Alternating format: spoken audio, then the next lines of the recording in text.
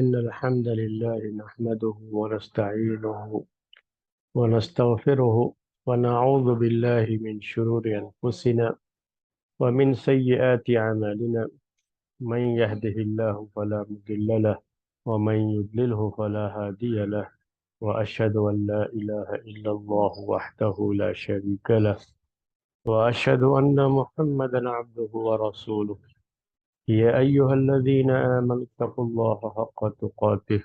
ولا تموتن إلا وأنتم مسلمون. يا أيها الناس اتقوا ربكم الذي خلقكم من نفس واحدة وخلق منها زوجها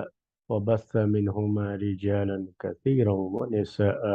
واتقوا الله الذي تساءلون به والأرحام، إن الله كان عليكم رقيبا. يا أيها الذين آمنوا اتقوا الله وقولوا قولا سديدا يصلح لكم أعمالكم ويغفر لكم ذنوبكم، ومن يطع الله ورسوله فقد فاز فوزا عظيما. أما بعد، فإن خير الحديث كتاب الله، وخير الهدي هدي محمد صلى الله عليه وسلم،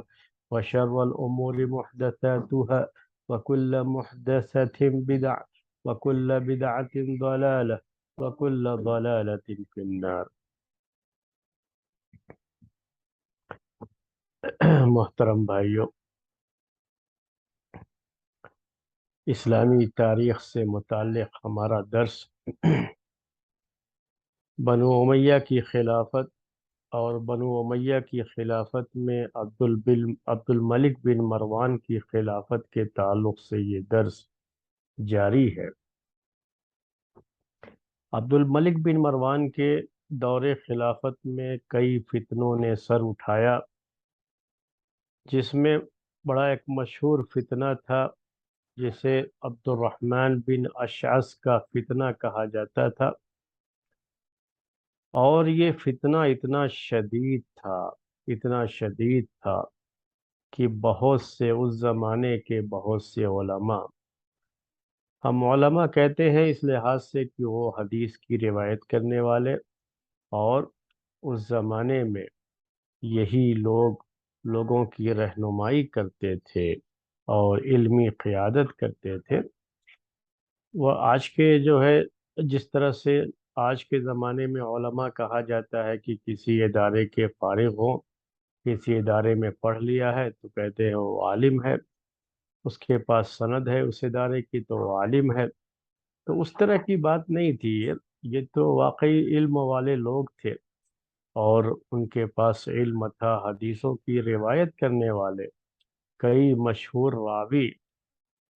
ان کا بھی ہم نے تاریخ میں جب پڑھا تو ان کا نام بھی اس میں ذکر ہے کہ وہ بھی عبد الرحمن بن اشعث کے ساتھ شریک تھے، پورا ساتھ تھا ان کا، اور بڑی تعداد تھی ان کی۔ کچھ لوگ ایسے بھی تھے اہل علم میں سے جنہوں نے اپنے آپ کو الگ تھلگ رکھا اس فتنے سے، لیکن بہرحال ایک بڑی تعداد ایسی بھی رہی جو اس میں شریک رہے۔ ابن سیرین بڑے مشہور راوی ہیں، بڑے مشہور جو ہے تابعی ہیں اس زمانے میں، ان کا علمی مقام بڑا اونچا تھا۔ یہ خود بھی عبد الرحمن بن اشعث کے ساتھ آ، آ، ابن سیرین نہیں، امام شعبی جو ہے یہ بھی شریک رہے جو ہے، اور اسی طریقے سے سعید ابن جبیر کے تعلق سے بھی یہ بات آتی ہے کہ وہ بھی شریک رہے۔ تو یہ باتیں کیا ہیں کہ لوگ اس کا ساتھ دیے اس زمانے میں، عبد الرحمن بن اشعث کا عبد الملک بن مروان کی حکومت کے خلاف انہوں نے ساتھ دیا تھا۔ لیکن نتیجہ کیا نکلا تھا کہ دیر الجماجم، جہاں ایک بڑی جنگ ہوئی تھی، اس جنگ میں عبد الرحمن بن اشعث کی یہ فوج ہار گئی، اور سلیمان بن عبد الملک کی فوج جیت گئی، شام کی فوج جیت گئی، اور اس طریقے سے سلیمان بن عبد الملک نے اپنے زمانے میں ابھرنے والے اس عظیم فتنے کا سر قلم کر دیا اور اسے ختم کر دیا۔ تو سلیمان بن عبد الملک کے تعلق سے میں نے پہلے بھی آپ کو ذکر کیا ہے، آج پھر ایک مرتبہ آپ کو یاد دلا دیتا ہوں کہ سیاست کے میدان میں سلیمان بن عبد الملک کا قد بہت اونچا تھا، بڑی مہارت تھی اس کو اس میدان کی، اور اپنے مخالفین سے کس طرح سے نپٹنا ہے اور فتنوں کا مقابلہ کیسے کرنا ہے، بڑی سیاست کے ساتھ وہ ان تمام چیزوں کو جو ہے حل کرتے ہوئے آگے بڑھ رہا تھا۔ تو اس طرح سے سلیمان بن عبد الملک نے یہ فتنہ بھی جو کہ عبد الرحمن بن اشعث کا فتنہ تھا، اس فتنے کو بھی ختم کیا۔ اور جب یہ فتنہ ختم ہو گیا، اب سلیمان بن عبد الملک کی حکومت، شام کی یہ حکومت، بنو امیہ کی یہ حکومت بڑی پائیدار ہو گئی، مضبوط ہو گئی۔ یعنی ایک اچھی جو ہے مضبوط حکومت کی انہوں نے بنیاد ڈالی، اس طرح سے اسٹیبلش کرنا جسے آپ کہتے ہیں آج کی زبان میں۔ تو یہ سلیمان بن عبد الملک نے پھر سے پوری امت کو ایک پلیٹ فارم پر اکٹھا کر دیا۔ جب عبد الرحمن بن اشعث کا فتنہ ختم ہو گیا تو اب جو داخلی فتنے تھے اب سب ختم ہو گئے، اب کہیں کوئی چیز نہیں رہ گئی تھی ایسی جو بنو امیہ کی خلافت کے خلاف جو چیزیں جو ہے لوگ کر رہے تھے، تو ان تمام چیزوں پر، ان تمام سازشوں پر سلیمان بن عبد الملک قابو پا چکا تھا۔ تو اب یہ مسئلہ جو ہے ختم ہو گیا، میں نے آپ سے کہا اب داخلی جو فتنے تھے ختم ہو گئے، پریشانیاں ختم ہو گئی، اور یہ بڑی جو ہے اس نے مضبوط حکومت کی ایک بنیاد ڈال دی بنو امیہ کے لیے۔ تو سلیمان بن عبد الملک کا زمانہ اس کے لیے یاد کیا جاتا ہے کہ پھر سے امیر معاویہ رضی اللہ تعالیٰ عنہ کے دور خلافت میں جس طرح سے امت اکٹھا ہو گئی تھی اور فتنے جو ہے ختم ہو گئے تھے اور فتنوں کا پر جو ہے قابو پا لیا گیا تھا، ویسے ہی پھر سے ایک مرتبہ امت کے اندر اسی طرح کا ماحول بن گیا کہ داخلی فتنے ختم ہو گئے اور پوری امت بنو امیہ کے جھنڈے کے تلے اکٹھا ہو گئی پھر سے، اور فتنے سب ختم ہو گئے۔ جب کوئی فتنہ ظاہر ہوتا ہے اور جب وہ فتنہ ختم ہو گیا تو آپ سمجھ سکتے ہیں کہ اب جو لوگ اس فتنے میں شریک ہوئے ہیں ان کے ساتھ سخت کاروائیاں بھی کی جاتی ہیں، کہ جو لوگ بھی اس میں شریک رہے ان کو بخشا نہیں جائے گا، اور ان کو جو ہے سزا دی جائے گی، اس طرح کی باتیں ہوتی ہیں۔ لیکن سلیمان بن عبد الملک نے اس طرح کی کوئی سیاست نہیں اپنائی، اس نے، میں نے کہا آپ سے کہ بڑی جو ہے دور اندیشی سے کام لیا، اور خاص طریقے سے وہ اہل علم جو اس میں شریک ہو گئے تھے ان کے ساتھ بھی کوئی زیادہ سختی کا معاملہ نہیں کیا گیا۔ کہیں کہیں آپ دیکھیں گے کہ حجاج کی طرف سے تو کچھ چیزیں ہوئیں، لیکن حجاج کے اندر بھی ایک خوبی تھی، حجاج کے اندر ایک خوبی تھی، یعنی حجاج کے اندر یہ جو ہے ایک سختی کی بات تھی اس کے اندر، کہ وہ لوگوں کے ساتھ جب معاملات کرتا تھا تو بڑا ظلم کرتا تھا، بڑی غیر معمولی سختی سے کام لیتا تھا، یہاں تک کہ اس نے اس زمانے کے جو یہ حدیث کے راوی ہیں جن کو ہم نے ابھی آپ سے کہا کہ جن کو اس زمانے کے علماء کہا جاتا ہے، ان کے ساتھ بھی اس کا سلوک بہت اچھا نہیں رہا۔ تو اس کی وجہ سے، یعنی حجاج کی وجہ سے تھوڑی بہت وہ پریشانی رہی لوگوں کو، کہ وہ لوگ چھپتے رہے، ادھر ادھر جاتے رہے، اور لوگوں کے معاملات اس کی وجہ سے، حجاج کی وجہ سے تھوڑے پریشان کن رہے۔ لیکن ایک خوبی بھی اس کے اندر تھی، وہ خوبی یہ تھی کہ یہ آدمی سچائی کو بہت پسند کرتا تھا، اگر کوئی سچ بول دے تو اسے چھوڑ دیتا تھا۔ تو ہر آدمی کے اندر ہوتا ہے نا کہ کچھ خامیاں ہوتی ہیں تو کچھ خوبیاں بھی ہوتی ہیں، تو حجاج بن یوسف کے اندر بھی کچھ خوبیاں تھیں۔ اس میں سے ایک چیز میں نے آپ سے کہا کہ یہ آدمی چاہے جیسا بھی رہا ہو، اس نے ظلم بھی بہت کیے ہیں، اس کا ہم انکار نہیں کر سکتے، اور خاص طریقے سے اس زمانے کے اہل علم کے ساتھ اس کی جو زیادتی رہی ہے اس کو بھلایا نہیں جا سکتا۔ لیکن کچھ خوبیاں بھی تھیں آدمی کے اندر، اور ان خوبیوں میں سے ایک خوبی یہ تھی کہ یہ آدمی سچائی کو بہت پسند کرتا تھا۔ اگر کوئی سچ بول دے تو اسے چھوڑ دیا کرتا تھا، جبکہ اس کا ارادہ ہوتا تھا کہ اس کو بہت سخت سزا دے گا، لیکن اگر وہ دیکھے کہ یہ آدمی سچا ہے، سچ بول رہا ہے، جھوٹ کا سہارا نہیں لیا بچنے کے لیے، تو ایسے لوگوں کے ساتھ وہ سختی نہیں کرتا بلکہ ان کو چھوڑ دیا کرتا تھا۔ ایک چیز اور بھی تھی اس کے اندر، وہ یہ کہ یہ خود بھی عربی زبان اس کی بڑی اچھی تھی، یعنی بڑی فصاحت و بلاغت والی عربی زبان جانتا تھا، یہ بڑا اچھا خطیب تھا، اور اس کی زبان بڑی اعلیٰ تھی، بڑی جو ہے اونچے معیار کی زبان بولتا تھا یہ عربی زبان۔ تو اس نے یہ بھی رکھا، اس کے اندر یہ چیز بھی تھی کہ اگر کوئی شخص اچھی عربی جو ہے اس کے سامنے بول دیتا تھا اور اچھی عربی میں بات کرتا، اپنی بات کو رکھتا، تو اس کو بھی چھوڑ دیا کرتا تھا، یعنی اس سے بھی بڑا متاثر ہوتا تھا یہ۔ تو اس کا معاملہ یہ رہا ہے، یعنی حجاج بن یوسف کا۔ تو ایسی کئی چیزیں ہوئی ہیں، میں نے جو ہے بس اشارہ کیا آپ کو کہ حجاج بن یوسف کی طرف سے ضرور کچھ زیادتیاں ہوئی ہیں، لیکن سلیمان بن عبد الملک کا جہاں تک معاملہ تھا، اس نے پھر سے امت کو ایک پلیٹ فارم پر اکٹھا کر دیا، اور سارے فتنے جو تھے اللہ کے فضل و کرم سے، تب ظاہر سی بات ہے کہ جو ہے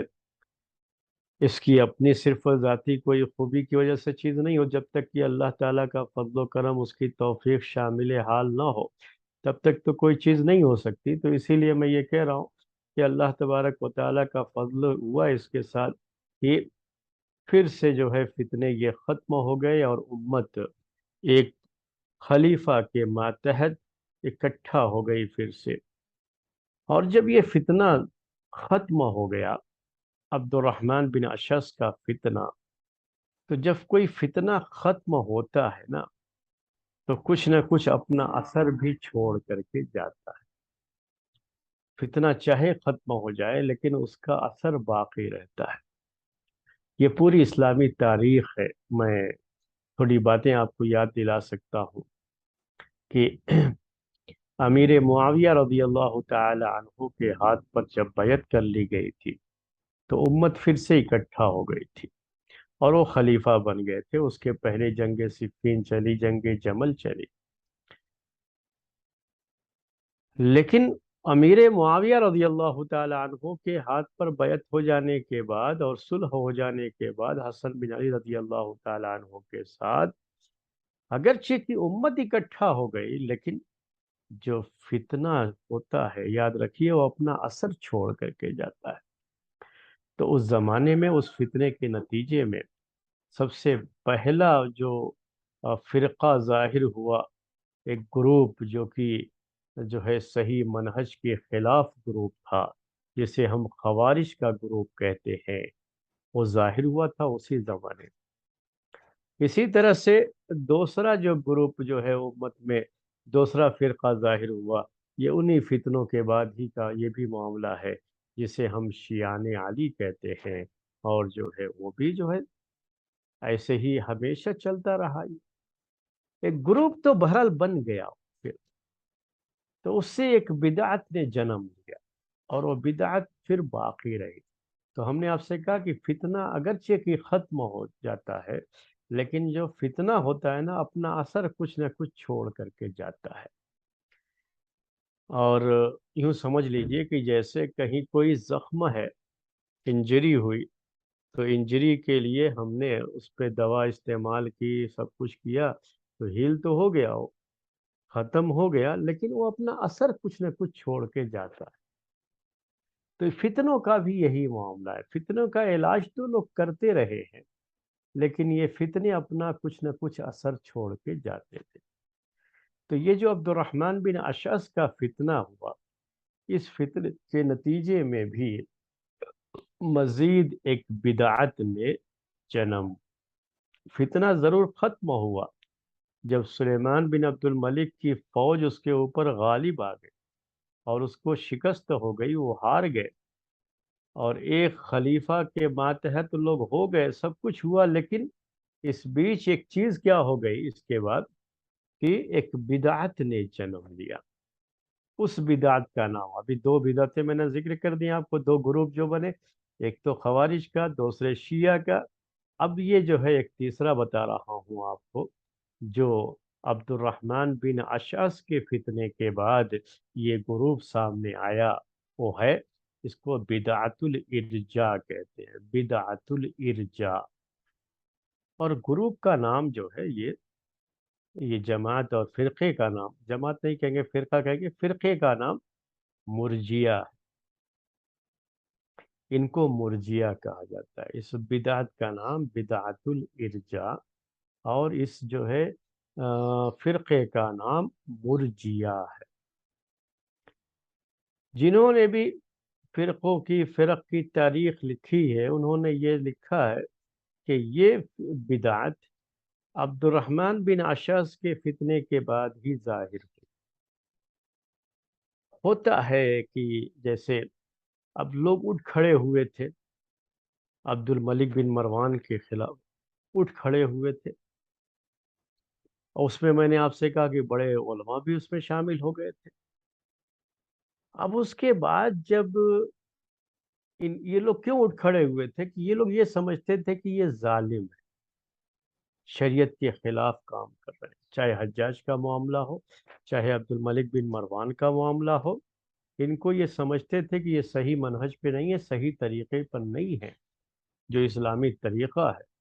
تو اب اس کے خلاف یہ لوگ اٹھ کھڑے ہوئے تھے، تو اہل علم بھی ان کے ساتھ شامل تھے۔ لیکن جب نتیجہ یہ نکلا کہ وہ ہار گئے اور عبد الملک کی فوج جیت گئی، عبد الملک بن مروان کی فوج جیت گئی، تو اب یہ چیزیں ذہن میں آنے لگتی ہیں لوگوں کے کہ کیا مطلب، یہ کیا پھر جو ہے کلمہ پڑھ لیے لا الہ الا اللہ تو سب برابر ہی ہو گئے؟ کہ یہ تو حجاج اتنا ظلم کرتا ہے اور جیت گیا، یہ اللہ تعالیٰ کا جو ہے کی طرف سے ان کی مدد ہو گئی، جو ہے عبد الملک بن مروان کی ہو گئی۔ یہ ذہنوں میں خیال آتا ہے اس طرح کہ کیا ہم جو اتنی نیکیاں کر رہے ہیں اور یہ لوگ اتنا ظلم کر رہے ہیں، اس کے باوجود بھی ان کی جو ہے جیت ہو گئی، ہم نہیں جیت پائے۔ تو ذہنوں میں ایک خیال ان کے ابھرنے لگا، وہ کیا تھا کہ اس کا مطلب یہ کہ اتنا سب عمل جو ہم کرتے ہیں نا، اس کا کوئی اثر نہیں ہے، بس کلمہ پڑھ لیے، کلمہ لا الہ الا اللہ، اشہد ان لا الہ الا اللہ، اشہد ان محمد رسول اللہ، کلمہ پڑھ لیے تو بس کافی ہے۔ تو عمل جو ہے اچھا عمل کر رہے ہیں، برا عمل کر رہے ہیں، ظلم کر رہے ہیں، ان سب کا پھر کوئی اثر نہیں ہے۔ ایک خیال آیا دل، یہ صحیح ہے، یہ میں نہیں کہہ رہا ہوں، لیکن یہ کیا ہوا، اس کا نتیجہ یہ نکلا، جب یہ لوگ جنگ ہار گئے تو نتیجہ یہ نکلا کہ ان میں سے بعض جو اچھے لوگ تھے، ان کے ذہنوں میں اس طرح کے خیالات آنا شروع ہو گئے۔ تو کوفہ اور بصرہ کا یہی علاقہ ہے، کوفہ کا علاقہ خاص طریقے سے کہا جاتا ہے کہ اس جو ہے جگہ میں، اور فتنہ بھی یہ وہیں کا ہے نا، تو اسی لیے کہہ رہا ہوں کہ اس جگہ میں اس فتنے کے بعد، عبد الرحمن بن اشعث کے فتنے کے بعد، اب یہ خیال لوگوں کے ذہنوں میں گردش کرنے لگا، گھومنے لگا، اور لوگ یہ سوچنے لگے، اسی کو ارجا کہتے ہیں اصل میں۔ ارجا کا مطلب ہوتا ہے ارجعہ اے اخرہ، عربی زبان میں، کہ اس کو الگ کر دیا، مؤخر کر دیا، پیچھے کر دیا۔ تو ان کا معاملہ کیا ہوا تھا مرجیہ کا، کہ انہوں نے عمل کو ایمان سے الگ کر دیا تھا، پیچھے کر دیا۔ یعنی اب اس کے نتیجے میں ان کے سامنے یہ بات آ گئی، ان کے ذہن میں یہ بات آ گئی کہ عمل کا اس کا مطلب کہ کوئی اثر نہیں ہے۔ تو یہ چیز میں نے آپ کو جو ہے پیش کیا، آپ کے سامنے پیش کیا کہ اب جو ہے ایک نئی بدعت سامنے آ گئی، فتنہ ختم ہوا، لیکن فتنے کا ایک اثر کیا رہا کہ نئی بدعت وجود میں آئی، ایک نیا فرقہ وجود میں آ گیا۔ اس سلسلے میں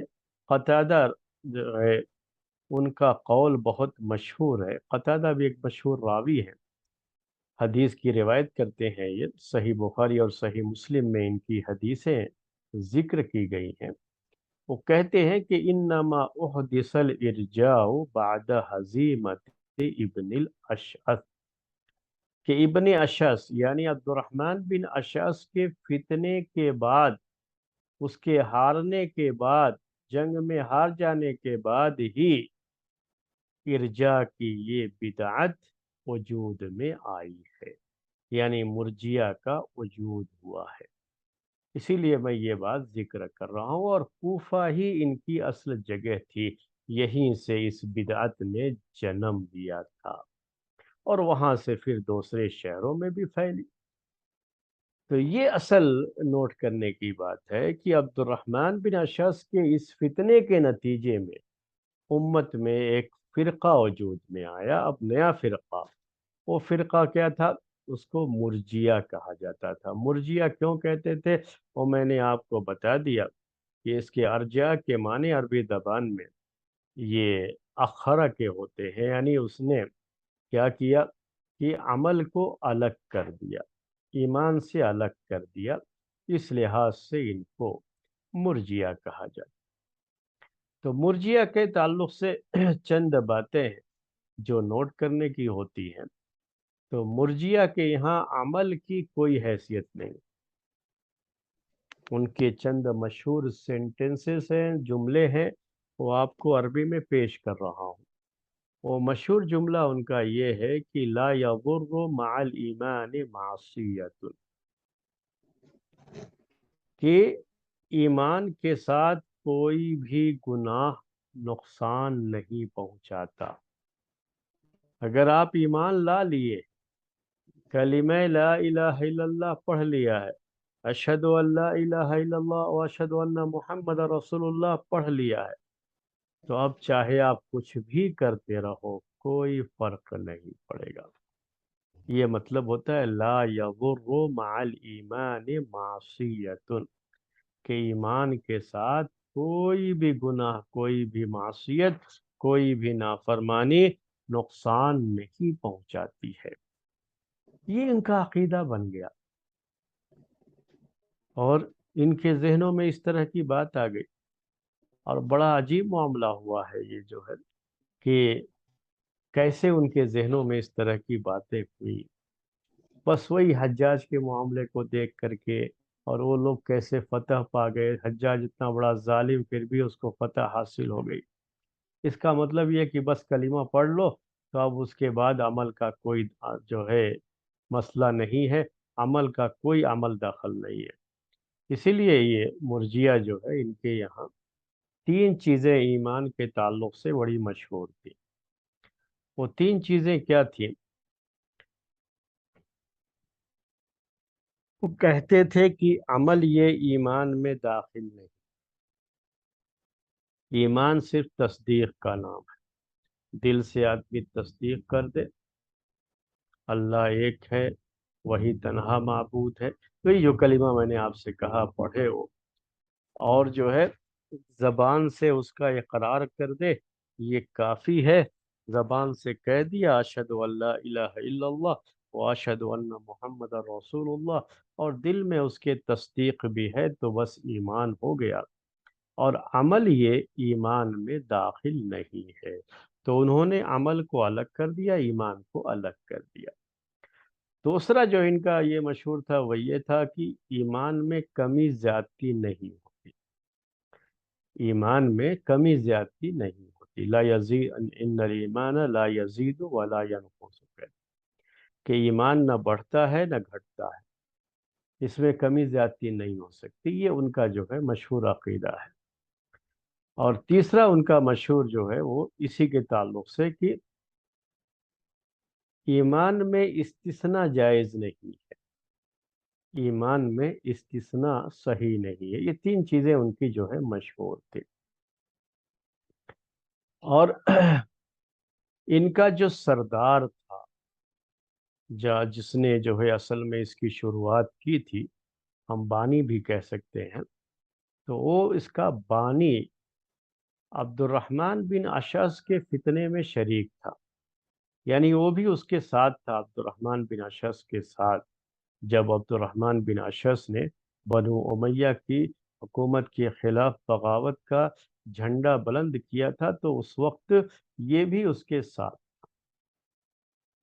جب شکست ہو گئی عبد الرحمن بن اشعث کو، یہ لوگ ہار گئے، تو اسی کے نتیجے میں ایسا ہوا کہ یہ شخص مرجیا بن گیا۔ اس کے یہاں ارجا، یہ فکر پیدا ہو گئی اس کے اندر۔ وہ یہ سوچنے لگا کہ اس کا مطلب یہ ہے کہ حجاج بن یوسف کا ایمان اور دوسروں کا ایمان کوئی فرق نہیں ہے دونوں میں، اور سب برابر ہی ہیں۔ اور اس نے جو ہے اس طرح کی ٹھاٹ جو اس کی تھی، فکر جو تھی، اور اس کو لوگوں میں عام کرنا شروع کیا، اور پوری ایک جماعت بن گئی تھی، ایک فرقہ وجود میں آ گیا جس کو فرقہ مرجیہ کہا جاتا ہے۔ یہ بات جو ہے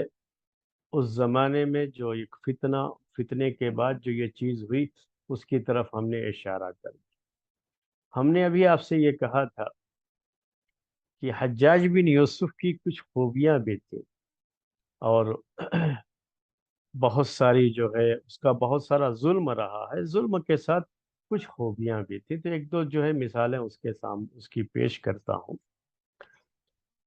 جب یہ فتنہ ختم ہو گیا اور دیر الجماجم کی جنگ بنو امیہ کی حکومت نے جیت لیا، اور حجاج بن یوسف کو پھر سے جو ہے، جو کہ عبد الملک بن مروان کی حکومت کا مشہور گورنر تھا، اس کو ایک طرح سے برتری حاصل ہو گئی تھی، تو اس نے اعلان کیا تھا، حجاج بن یوسف نے اعلان کیا تھا جنگ فتح کرنے کے بعد، جنگ جیت جانے کے بعد، کہ من لحق بقتیبہ بن مسلم بالرئی فہو آمن، کہ اگر آپ لوگوں میں سے کوئی بھی قتیبہ بن مسلم کے پاس چلا جائے،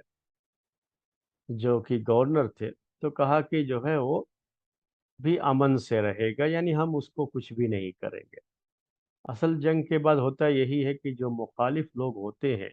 جب وہ ہار جاتے ہیں اور وہ قبضے میں آ جاتے ہیں، تو ان کے ساتھ بڑی سختیاں کی جاتی ہیں۔ لیکن حجاج بن یوسف نے اس طرح کا اعلان کر دیا تھا کہ جو بھی چلا جائے قتیبہ بن مسلم کے پاس، تو ہم اس کے ساتھ کوئی سختی نہیں برتیں گے، اسے معاف کر دیں گے۔ امام شعبی کے بارے میں نے آپ سے کہا تھا پہلے کہ یہ حالانکہ مشہور راوی ہے، مشہور فقیہ ہیں، فقہ میں، حدیث میں ان کا بڑا اونچا مقام تھا اس زمانے میں، لیکن امام شعبی بھی عبد الرحمن بن اشعث کے ساتھ اس فتنے میں شریک تھے۔ بنو امیہ کی حکومت کے خلاف جو لوگ ہوئے تھے، اس میں سے یہ بھی تھے امام شعبی رحمۃ اللہ علیہ۔ تو جب انہوں نے بھی یہی سمجھا کہ حجاج ان کے ساتھ بھی بدسلوکی کرے گا، اب وہ فتح پا گیا ہے، غلبہ حاصل ہو گیا ہے، تو بدسلوکی کرے گا،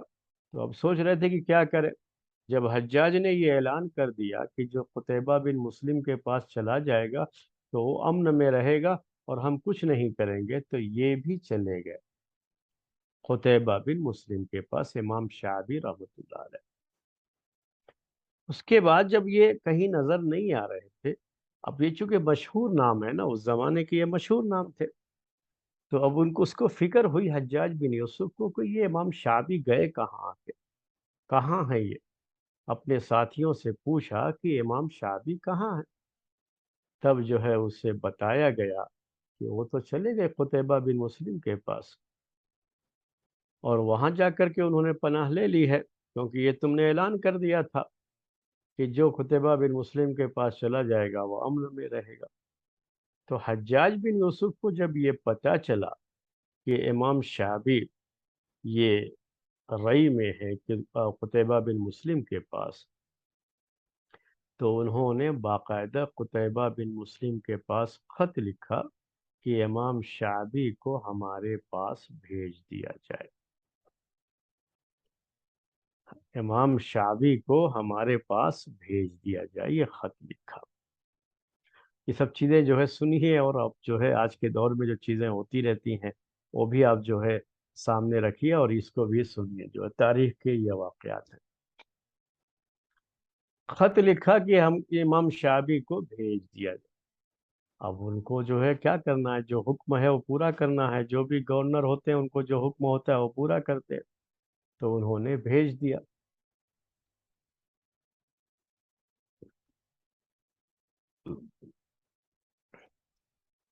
اس کے بعد جب یہ وہاں سے آئے اور حجاج بن یوسف کے سامنے ان کو پیش کیا جانا تھا، جب یہ حجاج کے پاس آئے تو یزید بن ابی مسلم نے ان سے ملاقات کی۔ یزید بن مسلم یہ حجاج کا اس زمانے کا سمجھ لیجئے باڈی گارڈ، آج کے دور میں جو لفظ ہم استعمال کرتے ہیں باڈی گارڈ، تو اسی طرح کا سمجھ لیجئے کہ اسی طرح کی اس کی ڈیوٹی تھی، اگرچہ کہ یہ لفظ اس زمانے میں استعمال نہیں ہوتا تھا باڈی گارڈ، لیکن ایک طرح سے جو یہ شخص یزید بن ابی مسلم اسی طرح کی ڈیوٹی گویا کہ وہ انجام دیتا تھا۔ تو یہ چونکہ دوست تھا امام شعبی کا، امام شعبی اور یزید بن ابی مسلم جو کہ حجاج کا باڈی گارڈ تھا، دونوں میں دوستی تھی، تو اس نے امام شعبی سے کہا کہ امام شعبی نے اس سے کہا بلکہ کہ آپ مجھے کچھ مشورہ دو، میں کیا کروں؟ اب حجاج نے بلا لیا ہے، حجاج کا ظلم مشہور ہے، میرے ساتھ سختیاں کر سکتا ہے، پریشانی میں ڈال سکتا ہے، آپ مجھے مشورہ دو کہ میں کیا کروں۔ تب جو ہے انہوں نے کہا، یزید بن ابی مسلم نے جو کہ ان کے دوست تھے، انہوں نے کہا کہ اعتذر، اعتذر، آپ عذر بیان کر لیجئے کوئی نہ کوئی، اعتذر مستطاع، جہاں تک ہو سکے کوئی عذر جو ہے، کوئی بہانہ تلاش کر کے پیش کر دو کہ ایسا ایسا ہوا جس کی وجہ سے میں اس کے ساتھ چلا گیا تھا، ایسا ہوا، یعنی کوئی نہ کوئی عذر جو ہے پیش کرو۔ امام شعبی کہتے ہیں اس کو لے کر کے، اس کے مشورے کو لے کر کے، کہ جو عام طریقے سے ہمارے بھائی لوگ، ہمارے خیر خواہ ویل ویشر جس طرح کا مشورہ دیتے ہیں، انہوں نے اسی طرح کا مشورہ مجھے دیا۔ وہ میری جان کی حفاظت چاہتے تھے، وہ چاہتے تھے کہ حجاج میرے ساتھ سختی نہ کرے، تو اسی لیے مجھے ایسا مشورہ دیا کہ میں حجاج سے کیسے بچ سکتا ہوں، کہ جا کر کے میں اس کے سامنے جو ہے کچھ بھی عذر بہانہ کر لوں، جو ہے کہ ایسا ہوا، اس کی وجہ سے ایسا ہو گیا، تو پھر جو ہے وہ چھوڑ دے گا کہ جو ہے اس آدمی کی کوئی غلطی نہیں ہے۔ لیکن یہ کہتے ہیں امام شعبی رحمۃ اللہ علیہ کہ جب میں حجاج کے پاس گیا اور وہاں جا کر کے اس کو دیکھا میں نے، یہ بڑے عالم تھے، اس زمانے کے راوی تھے حدیث کے، اور فقہ کا مسائل کا بھی بڑا علم تھا ان کے پاس۔ تو کہتے ہیں کہ جو لوگوں نے کہا تھا کہ عذر بہانہ کچھ بھی کر لینا، کہا کہ جب میں گیا حجاج کے پاس تو میرے ذہن سے یہ ساری باتیں نکل گئی، اس میں سے اب کوئی چیز میرے ذہن میں باقی نہیں رہ گئی، بس میرے ذہن میں ایک ہی چیز تھی کہ جو حق ہے وہی بات کروں گا اور کچھ نہیں۔ یہ جھوٹے بہانے وغیرہ کر کے اپنی جان بچا لینا، یہ جو ہے نہیں، جو بھی ہونا ہے میں حق بات کہوں گا۔ تو جب یہ داخل ہوئے تو ان کے ذہن میں یہ بات آئی، گئے اور اس کے بعد جا کر کے انہوں نے سلام کیا اور جا کر کے کہا حجاج بن یوسف سے، ایھا الامیر ان الناس قد امرونی ان اعتذر بغیر ما يعلم اللہ انہ الحق، کہا کہ اے امیر، لوگوں نے مجھے حکم دیا ہے کہ میں ایسا عذر بیان کروں جو کہ حق نہیں ہے، سچائی نہیں، اللہ جانتا ہے کہ وہ سچائی نہیں ہے، اور لوگ یہ چاہتے ہیں کہ میں وہ عذر بیان کر کے تمہارے پاس سے جو ہے اپنی جان کی امان پا جاؤں، یہ لوگوں کا مشورہ ہے، لوگ مجھ سے کہتے ہیں۔ پھر کہتے ہیں وَأَيْمُ اللَّهِ لا اقول فی هذا المقام الا الحق، اور اللہ کی قسم، میں تمہارے سامنے اس جگہ حق کے سوا کچھ نہیں کہوں گا، میں حق کہوں گا، میں کوئی جھوٹا عذر بہانہ نہیں پیش کرنے والا ہوں۔ اس نے پھر کہا، قسم کھا کر کے امام شعبی نے، کہ ہم آپ کے خلاف گئے، ہم نے لوگوں کو آپ کے خلاف ابھارا، آپ کے خلاف لوگوں کو تیار کیا، اور اس طریقے سے آپ کے خلاف ہم لوگوں نے لڑائی لڑی، لیکن اللہ تعالیٰ نے ہمارے خلاف تمہاری مدد کی، اور اس طرح سے تم کو فاتح بنا دیا ہمارے اوپر۔ پھر کہتے ہیں وہ، فَإِن سَطَوْتَ فَبِذُنُوبِنَا، اگر تم کو غلبہ حاصل ہوا ہے حجاج، تو یہ تمہاری خوبی یا تمہارے فضل یا یہ کہ جو ہے تمہاری نیکی اور تقوی کی وجہ سے نہیں، بلکہ ہمارے اپنے گناہوں کی وجہ سے تم کو غلبہ حاصل ہوا۔ شاید ہم گناہ گار تھے، جس کی وجہ سے اللہ تبارک و تعالی نے تم جیسے ظالم کو ہمارے خلاف فتح دے دی ہے۔ یہ ان کے قول کا مطلب ہے، میں اردو میں بیان کر رہا ہوں آپ کے سامنے۔ اس کے بعد جو ہے وہ یہی کہتے رہے کہ ہمارے گناہوں کا نتیجہ ہے، ہمارے ہاتھوں نے جو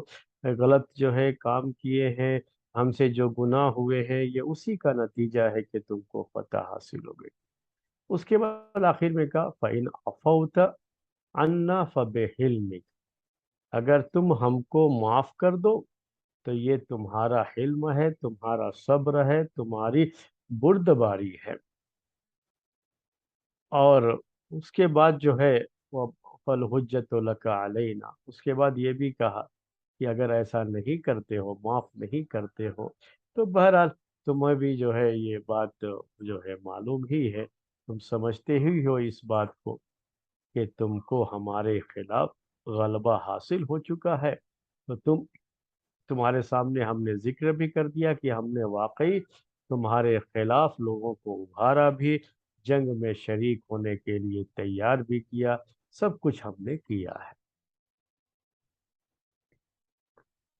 اب انہوں نے جو سچائی تھی وہ اس کے سامنے بیان کر دی۔ اب حجاج نے کیا کیا؟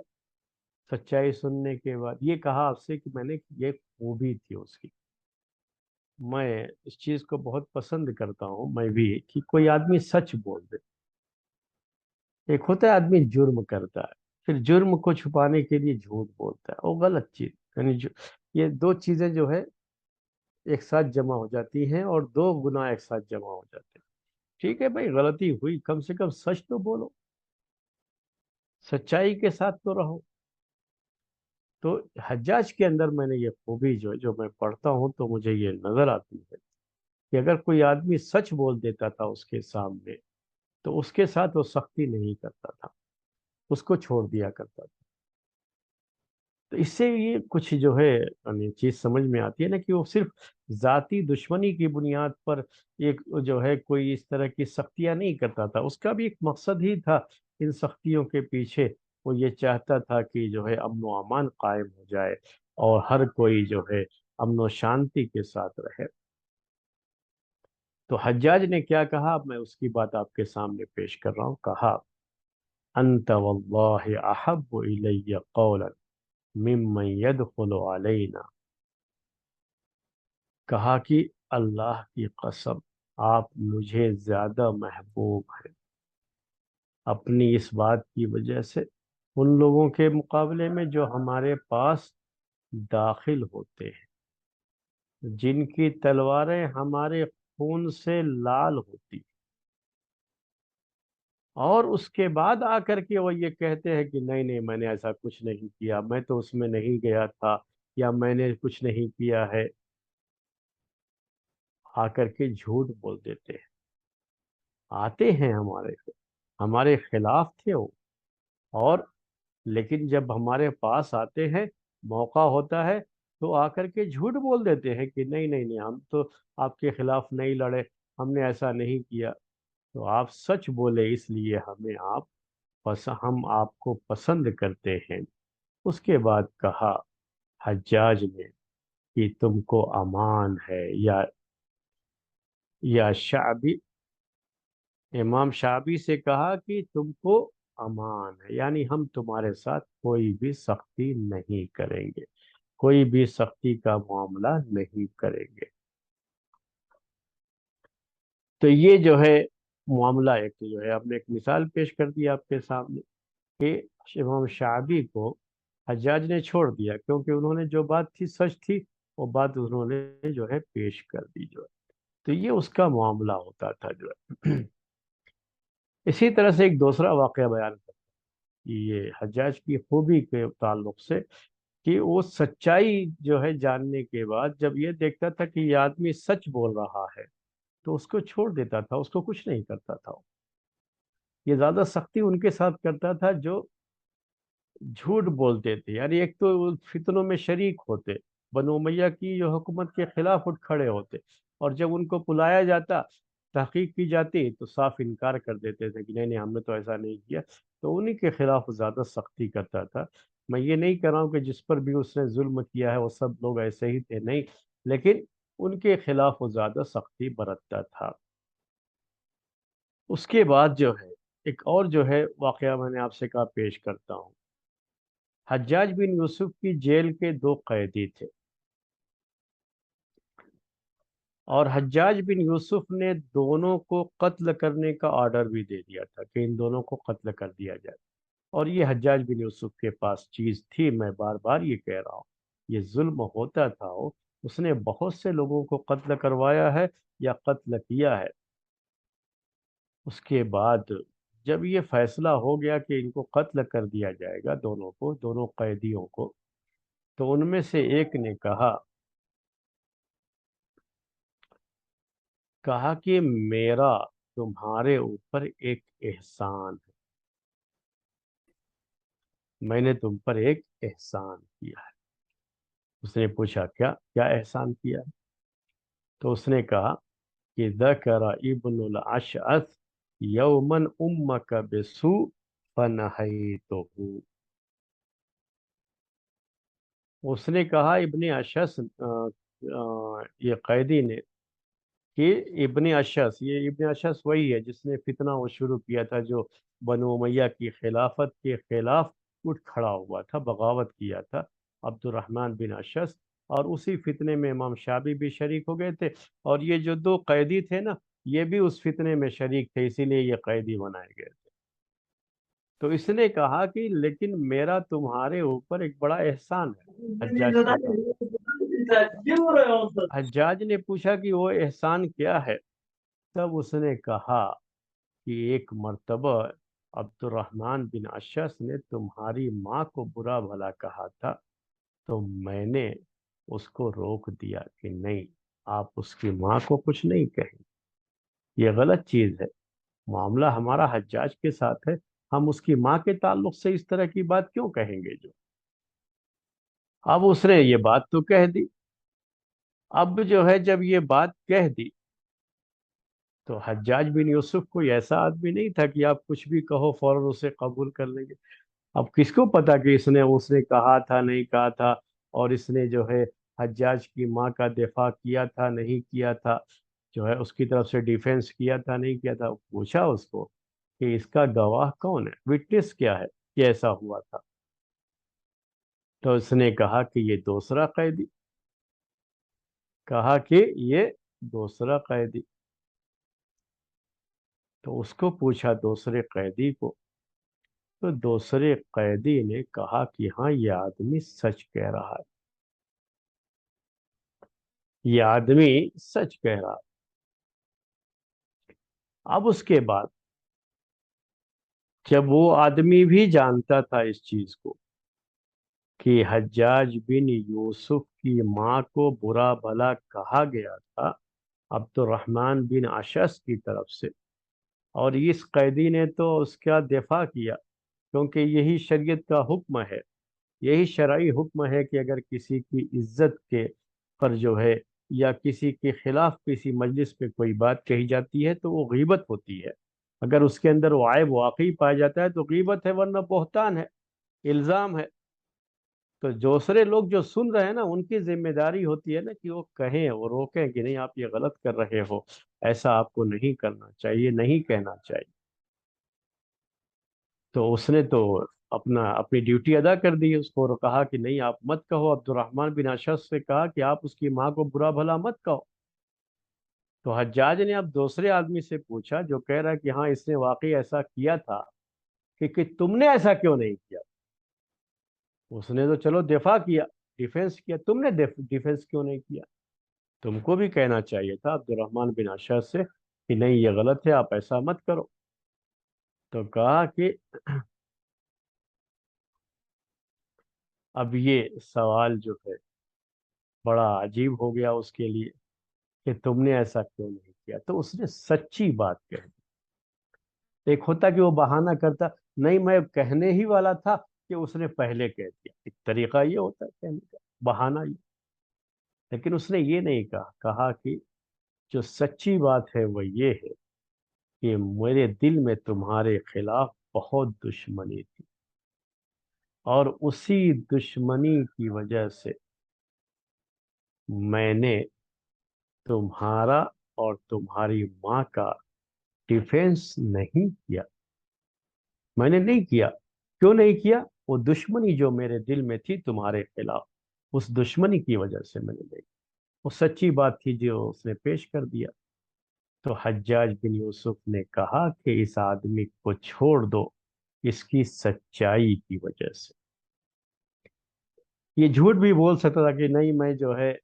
سوچا تھا کہ جو ہے میں کروں، اور میرے کہنے سے پہلے ہی وہ کہہ گیا، اس لیے میں، وہ کچھ بھی بہانہ کر سکتا تھا، لیکن اس نے وہ نہیں کیا۔ سچائی یہ تھی کہ وہ دشمن تھا، اور اس کے دل میں حجاج بن یوسف کے تعلق سے، بنو امیہ کے تعلق سے دشمنی تھی۔ تو اس نے صاف صاف پیش بھی کر دیا کہ اسی دشمنی کی وجہ سے میں نے ایسا نہیں کیا، چھوڑ دیا اس کو۔ اور دوسرے قیدی کو بھی چھوڑ دیا۔ کیوں چھوڑ دیا اس کو؟ کیونکہ اس کو یہ تھا کہ یہ اسلامی طریقہ ہے نا۔ اس نے اس وقت بھی، جبکہ حجاج بن یوسف کے خلاف وہ اس کے ساتھ شامل ہوا ہے جنگ کرنے کے لیے، لیکن ٹھیک ہے اس کی لڑائی حجاج کے ساتھ ہے، اس میں حجاج کی ماں کا کیا معاملہ ہے؟ اس کی ماں کے تعلق سے اس کو گالی دینا، یہ کہاں کی جو ہے دانشمندی اور کہاں کا اسلام ہے؟ تو جو اس کا مطلب یہ ہے کہ اس نے رد کر دیا عبد الرحمن بن اشعث پر کہ آپ کا یہ کہنا یہ غلط ہے۔ تو یہ بتا رہا ہے کہ یہ آدمی بڑی اچھی طبیعت کا ہے، جو کسی کی برائی نہیں سن سکتا، یعنی اس شخص کی برائی بھی نہیں سن سکتا جس کو وہ دشمن سمجھتا ہے اپنا، اور جس کے خلاف جنگ کے لیے جو ہے کھڑا ہوا ہے، حق کے ساتھ، حق کا ساتھ دینے کے لیے کھڑا ہوا ہے۔ تو یہ چیز جو ہے حجاج بن یوسف کو، اس کی یہ ادا بھا گئی، اس کو بھی چھوڑ دیا۔ اس طرح سے بہرحال یہ فتنہ تو ختم ہو گیا، اور ہم نے آپ سے کہا کہ اب پھر سے بنو امیہ کی یہ حکومت بڑی پائیدار، بڑی شاندار حکومت قائم ہو گئی، اور پوری امت پر اس کی حکومت تھی۔ یعنی اب ایک ہی حکومت ہے، اب کوئی اپوزیشن نہیں ہے جو ان کے خلاف جو ہے سر اٹھائے۔ اب وہ پھر سے چیز ختم ہو گئی۔ جب یہ چیزیں ختم ہو گئی، فتنے ختم ہو گئے، تو عبد الملک بن مروان نے کس طرح سے اپنی خلافت چلائی ہے اور کیا کیا کارنامے انجام دیے ہیں، اب وہ باتیں آپ کے سامنے آگے درس میں آئیں گی۔ آج کا درس یہیں پر ختم کرتے ہیں۔ سبحانک اللہم و بحمدک، اشہد ان لا الہ الا انت، استغفرک و اتوب الیک۔